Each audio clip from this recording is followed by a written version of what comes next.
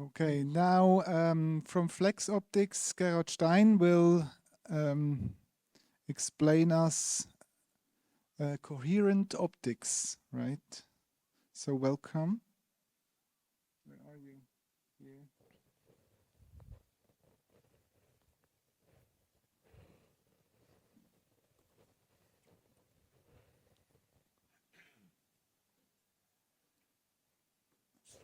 Okay, great. Thank you. So yeah, welcome to the slides of coherent optical transceivers. My name is Gerhard Stein. I'm head of product development. And together with Thomas, we worked on some of these topics and wanted to measure more how these transceivers work. And we want to convince you why we do think it is exciting that we can do coherent transmission. Regarding the timeline, I will be talking a little bit about theory. So it's like a roller coaster or the Gaussian distribution curve, you know, it goes up. We get hungry because it's almost lunch. And then we go down with some practical applications. So let's start with this and the CFP form factor, which the C stands for CentOS, not to be confused with CentOS, which is a Linux distribution, nothing to do with. Who has a transceiver with CFP form factor? Can you raise your hand? Okay, there are a couple of people. CFP2? Oh, wow. CFP4?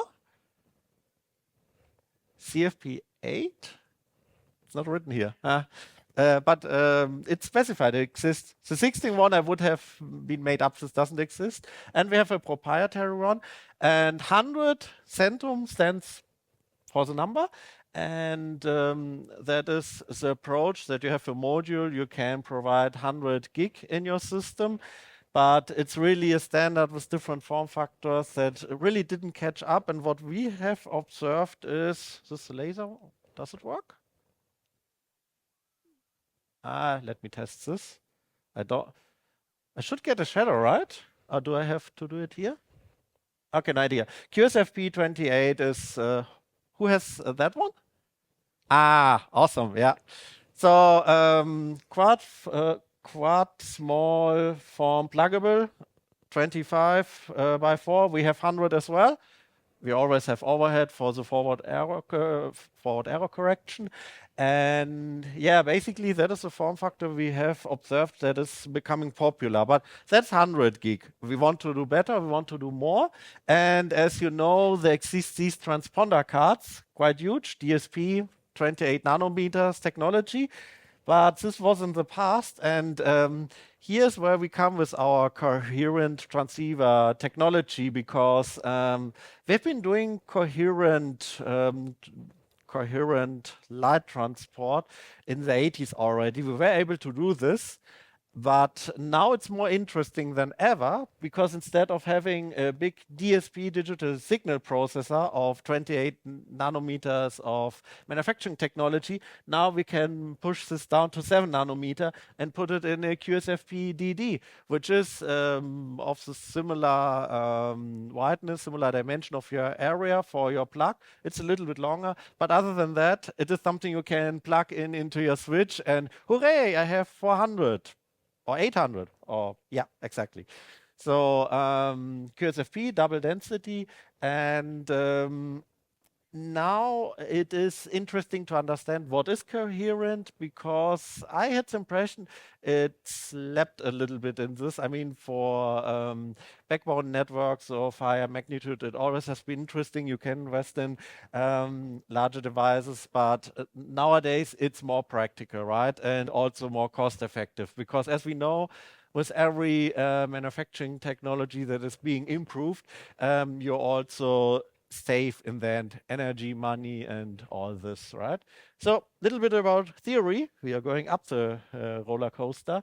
Let's talk about direct detection transceiver and its limits. So if you want to build a transceiver, what you can do is use an LED on one side, and on the other side, as the reception side, just a photodiode. And you're all good. And what you usually do is you transmit a signal. You define, okay, one, for example, some signal you measure in dB or dBm, stands for 1 bit, and if it's 0, it stands for 0 bit. So with that frequency given, you can transfer your string of bits, basically.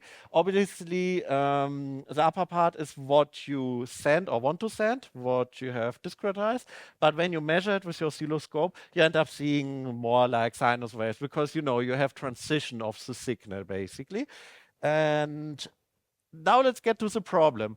If you increase the frequency, what happens is, of course, your time window is smaller, it gets smaller, but your photo diode has also detected. And what you end up doing is putting a different threshold. Now I had here 1 and -1, but if I increase the frequency, what I have to do is put a different threshold with the same photodiode, and I say, okay, 0 could be 0, 1 could be 1, yet again.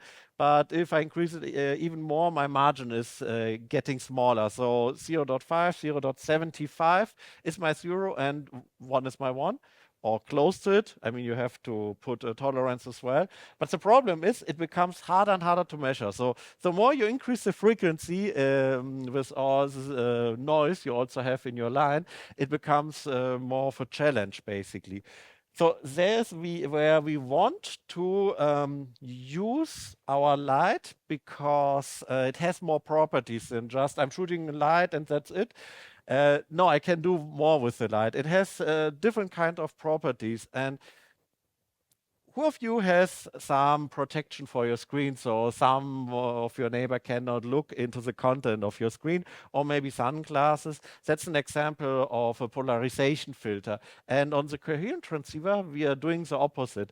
We have a laser shooting coherent light, but we can decide on what plane to use it, because your cable is basically three-dimensional. So your Z or C axis is your line where you're going, but you have your X plane and your Y plane. So you can have a signal on both planes at the same time. I mean, it's on the same window. And if you have a laser that can do this properly, apply this kind of polarization, the advantage is that you're sending 2 planes at the same time and already doubling the frequency. So that's an effect of polarization you have in light. And why not benefit from that? And that is what means polarization. Now there's one more thing. The digital signal processor can also phase shift. So with phase shifting, you can also, in the same window with your phase shift signal you're transferring, end up having multiple signals in the same time window. And let's see how this looks. That is a simulated signal. That is a fragment of our cable. And I just rotated it over our Z-axis, or time, which is the same because we are transporting over the time, a couple of signals. So this is some hello message. We just modulated through a Python script and just looked at it. And yeah, if I rotate it again, you can see the curve has like some three-dimensional shape. So this is a signal you're transferring over a coherent transceiver, and yeah, it's beyond human readable, I'd say. But your coherent receptor has the task to decode this, yeah? Demodulation, convert it, and really also find out the phase. So I already explained polarization. Now, to get a little bit back before we reach the peak of the roller coaster, eye diagram. This is something you measure with some specialized oscilloscopes, and I like to explain it that way, with simple signals where you switch between 1 and 0 with your different signal strength. You have the high and low peak, and you have your transition. It goes up, it goes down. The idea of that is, imagine you're rendering something on your screen, but usually when you render, you also have to clean up the screen so you can see for a video the next picture.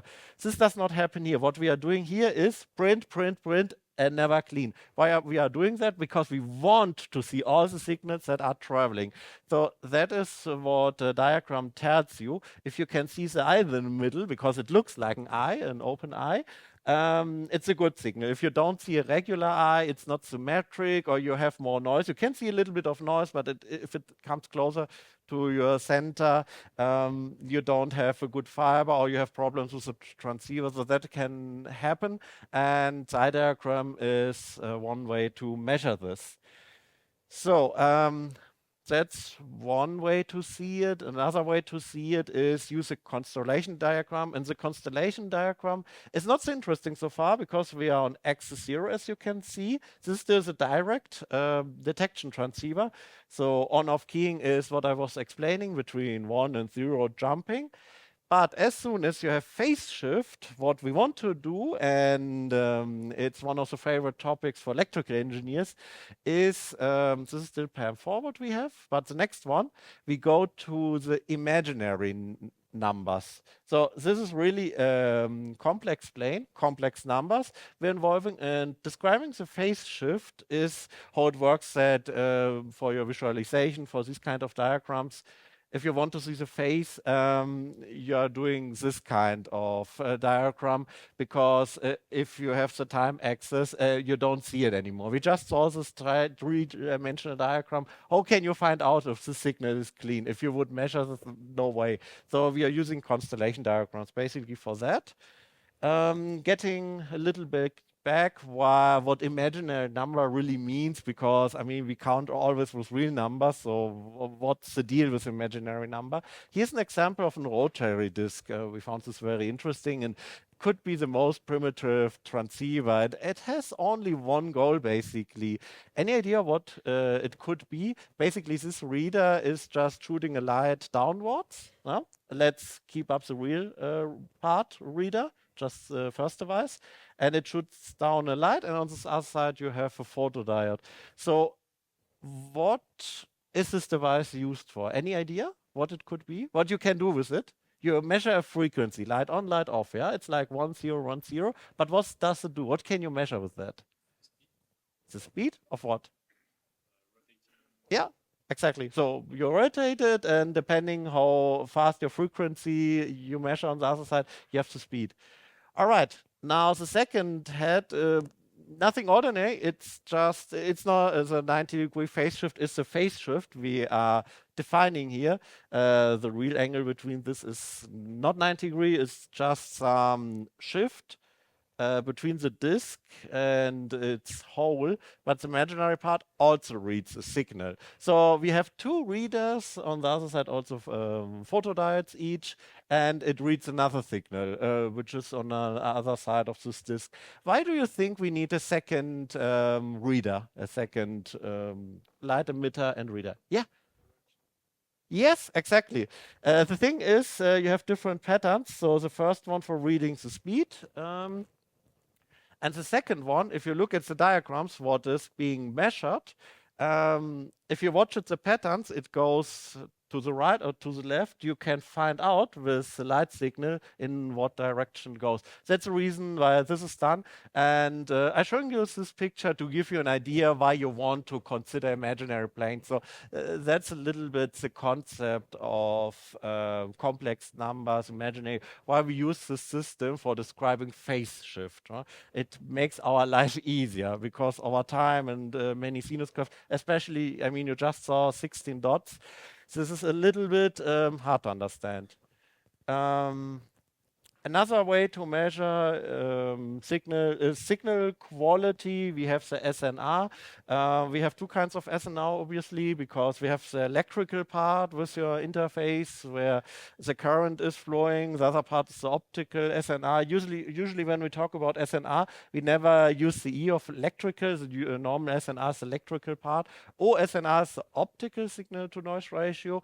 And yeah, usually it's measured in decibel. Why? Because decibel is easier to grasp because, I mean, with 10 decibel, you already have 10 times more the signal. And the good thing is, if you amplify something, it is like an adding operation because, you know, it is based on a logarithm. Log A plus log B is the same as log A times log B. So that's basically the idea why we use this unit. It's convenient for us because for big and small numbers of the signal strength, you can plot it more conveniently. Now let's talk about errors in phase. Signal to noise ratio. So your signal is here, 30 dB, good signal. You can see the signal we are transferring is really hitting the right quadrants. You can decode this and you know which bits are correct. But the more you lower the signal, how do you do this? I mean, you can use a damping device, but you can also have a longer fiber. That is where it becomes problematic. And if you have the signal to noise ratio of 5, yeah, I mean, who knows where these points are going on? You can measure them, but you might have bit error rate, right? So that is something you don't want. Now let's go down the roller coaster and get to the practical part. I have a coherent transceiver. I plug it into my Nokia gear, and look what happens in our SROS, our the operating system that is running on this Nokia network device. And yeah, special thanks to DKIX for also helping us on this. We have some switches at our company, but not every possible switch. There do exist too many. So we like to work together with our customer, and when they have some special requirement or something doesn't work, we visit them or they visit us, and yeah, we check it out and get it working usually. That's our business. So we did this with, we connected a 400G QSFP DD transceiver and looked what it detects. So we have our different supported grids because it's also a tunable transceiver, which means you have also a couple of channels. And yeah, these are the basics. Now, one thing we are highlighting here, not sure how much of interest it is. I mean, we also have supply voltage and DDM, which is by semi-specified.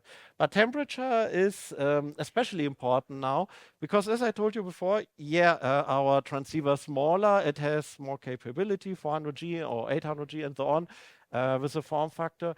But there's still the challenge with temperature, and these devices get quite hot. I mean, Coherent has another advantage, not just the bandwidth, also the range, because we have transceivers that can do 480 kilometers. This is a little bit help.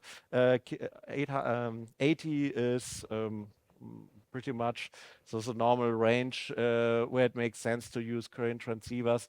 And we have a clear signal, but we have also higher temperature. Well, why is that? Because the DSP has to calculate the signal, and yeah, light is just a small fraction of the power that is going out. Most of it is heat dissipation because you have something like a processor, basically. For the coherent transceiver, we have more properties to look for. 32 symbols is how many symbols to scram after you send another signal for correction, because you can also have constellation error. Sweeping is important. You have to configure your channel usually. Sweeping does not work here because, I mean, you can have different channels, but these are configured the way that not only the transmitter side, but also the reception side has to be configured. Yeah. And sweeping is where you can set alarms, where you can set limits, when you get into, when your switch should warn you, all these alarm signals you configure in your network devices. Chromatic dispersion is effect you get. I like to explain this with a physical prism. You know, you shoot white light into it and you get some color out. That is something you don't want to have in your fiber. We can also measure that. That's a chromatic dispersion. And yeah, you have different kind of controls where you can check this. That's a good thing. A DSP can give you more feedback on this. Then we have the difference of propagation time or group delay, 2 picoseconds. That is what happened when, of the planes I explained you, they are transmitted the same side. In theory, that is what we want to do, what the transmitter is trying to do. But of course, when you read it, you might also have some difference in propagation time. Our transceiver can do up to 10 picoseconds. Here we measure 2 picoseconds. That is good. but that is also something you have to consider, that two planes should arrive, if possible, at the same time. I mean, 2 picoseconds is not a lot of time, but it becomes a problem if it increases. Then we have the Q margin. We did not understand what this value was. It's specified by Nokia to be Q margin, but the standard really calls this Q factor. After our research, we found this out. It's basically the gap between forward error correction, FEC, and the bit error rate value, how much space you have, how much margin you have. If this goes to 0, your forward error correction does not have enough good signal to really correct the bits you are transferring. Right? So bit error rate, OSNR already explained, optical signal to noise ratio. That is a very common value, 34. What is also very interesting are the application code, and what we found out here, and that is what I find the most interesting. Now, thanks to the DSP, you can configure different application mode, which are also specified by different agreements, OIF, OpenZR+. ZR+ are the higher power transceivers. But what is very interesting here is that Nokia Gear detected ZR+, but this is not a ZR+, because our compliance is really the OIF for what we specified it. So I found this pretty interesting. The transceiver worked, we got a link and all good, but it really detected a different code that was not configured for. But yeah, what I want to say with that is it is something that can happen in the Nokia Gears. We already had a talk also about Cisco iOS and with a different release, what they detect and how they deal with these transceivers. It is something that can happen. And ZR+ is a little bit also of, you have to be more careful. They can do 60 kilometers, 60 HA, and as you can see with the DBM, it's more power that is being transferred. So if you plug in a transceiver like that and you don't have a long cable of kilometers or a good damper attenuator, then you might even burn your transceiver. You might even destroy it. So with that standard, with that transceiver, ZR+, especially ZR+, you have to be very careful. Different tolerances, already talked about 10. And this diagram is very interesting. I hope I still have enough time. Okay, what is the future? So we talked about 400, tested it. There's also 800 we offer. We are about to get 1.6, but most likely will happen next year. We have to see. And 3.2 terabit is also in the talks. And how can we get there? So as I showed you, you can still increase the frequency, that is the baud rate. Well, becomes problematic. It's a challenge, but you can still do it. That is one thing how you can do it. You can say, okay, instead of a direct detector receiver, I want to use as a manufacturer a Coherent. I need to put in DSP. So I can jump, instead of twice, have 8 times more bandwidth. And that is how we would approach the 1.6 terabit. Yeah, and these are like the different dimensionalities you can do, dual polarization and constellation, which is also interesting. We have the 16 QAM, which we are offering, but Wi-Fi networks, for example, Wi-Fi 6, if I'm not mistaken, is using 1024 QAM. We haven't seen it here yet, but might become reality for optical transceivers, but who knows? We have to see. It's not planned, but I could imagine more phase shifting, you know, and more power. And yeah, that's from our side. So thank you very much. And if you're interested for some talks, let us know. If you have any questions, I'm here to answer your questions. I will do my best. Thank you very much. Thank you very much.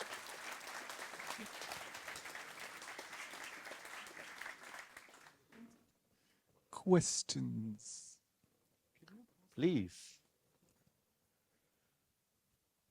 Thank you very much, Benjamin, again. On your last point, why don't we have more than 16 or... we have a lot of quadrature in Wi-Fi, as you said. Mm-hmm. Why not in optics? What is the bottleneck? Is it harder? Good question. I need to ask the manufacturer that. Have we asked this question?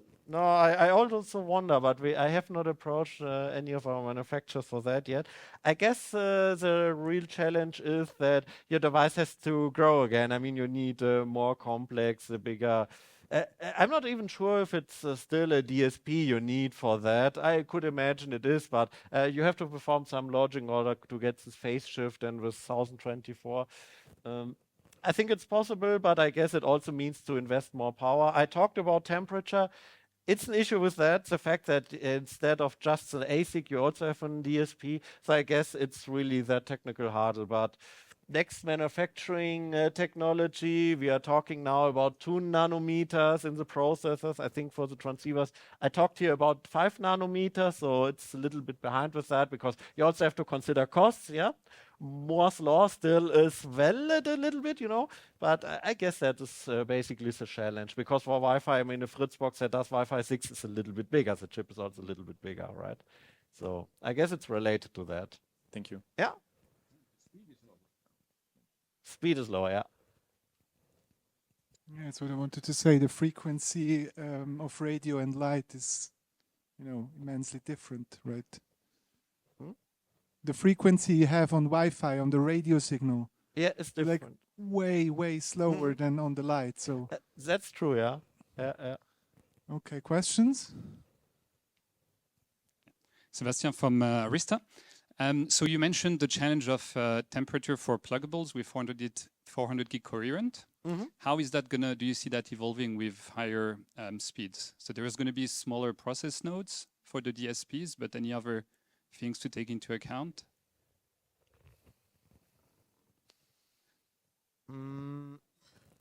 It is almost the same answer to the previous question. It all depends on the DSP.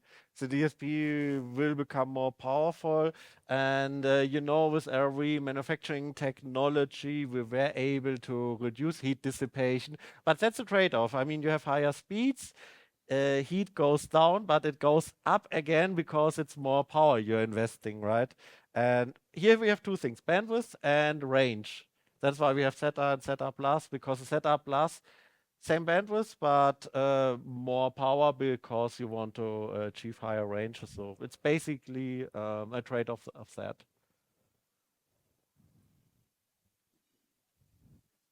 Any more questions? Everyone hungry? Okay. Yeah, it worked. We're perfectly on time. So thank you very much, Gerhard. Thank you. Awesome. Merci vraiment.